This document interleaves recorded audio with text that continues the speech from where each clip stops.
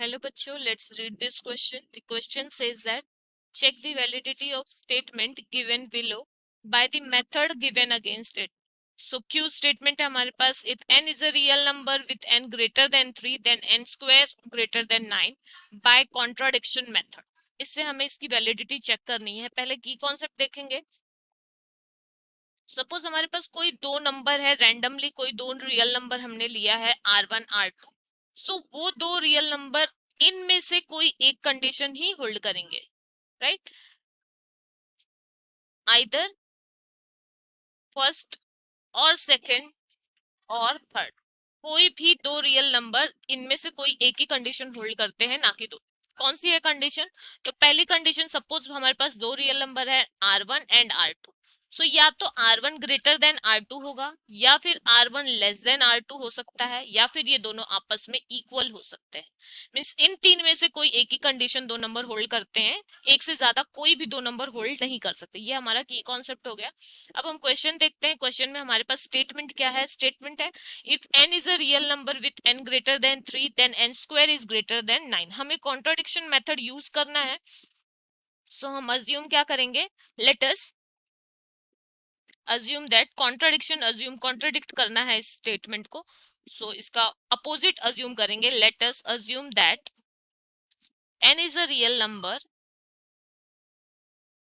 Right?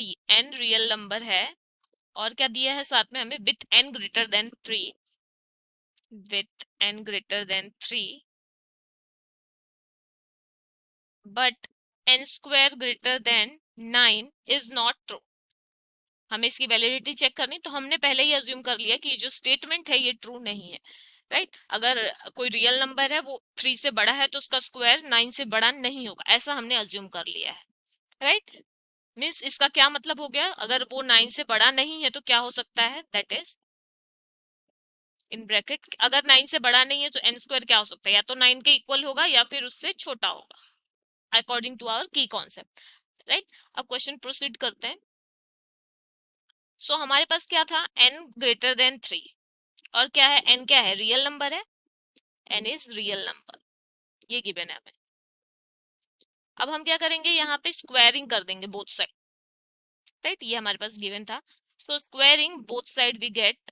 अब squaring कर देंगे तो क्या मिलेगा? Squaring both side we get n का स्क्वायर बनेगा n स्क्वायर ग्रेटर देन 3 का स्क्वायर बनेगा 9. सो हमें यहाँ पे क्या मिल रहा है? n square greater then 9. But हमने तो अज्यूम किया था कि n स्क्वायर ग्रेटर देन 9 नहीं है, या तो उससे छोटा है या फिर उसको इक्वल है. मतलब ये क्या हो गया? हमें कॉन्ट्राडिक्शन मिल रहा है. जो हमने अज्यूम किया वो चीजें हमें नहीं मिल रही है. So which is a contradiction, which is a contradiction. क्यों कॉन्ट्राडिक्शन मिला हमें? क्योंकि हमने क्या अज्यूम किया था? n square is less than और इक्वल टू 9.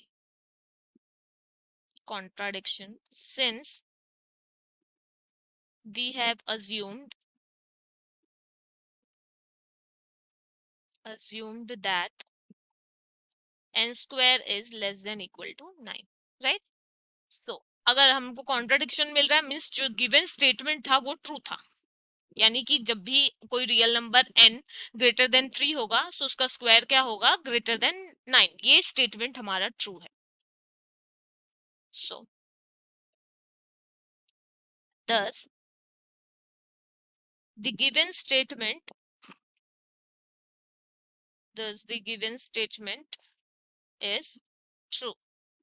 सो अगर गिवन स्टेटमेंट ट्रू है तो क्या ट्रू है? That is if n is a real number, with n greater than 3 then क्या होगा? then n square is greater than 9. Hope you understand it well. Best of luck. Thank you.